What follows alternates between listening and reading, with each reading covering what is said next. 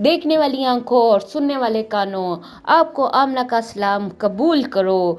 आज हम बनाने जा रहे हैं कॉफ़ी। इसके लिए हमने लिया 1 कप कॉफ़ी, उसके अंदर 1 कप हमने और चीनी डाल दी और उन सबको मुलायम करने के लिए दोनों शहद जान थी पानी डाल दिया।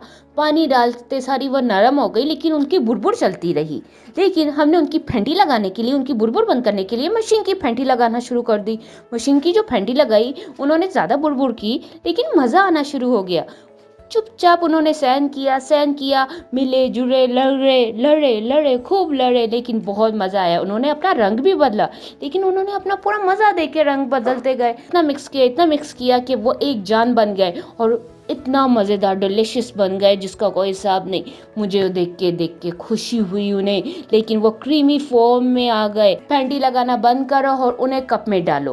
तो कप में डाल के उनके ऊपर गरम गरम दूध डाल के, और मैंने इतना मज़ेदार टेस्ट बनाया जिसका कोई हिसाब नहीं। और मैंने गरम दूध के साथ उसको पी लिया और मुझे बहुत ज़्यादा मज़ा आया। लाइक शेयर करना ना भूलिएगा और thank you for join us.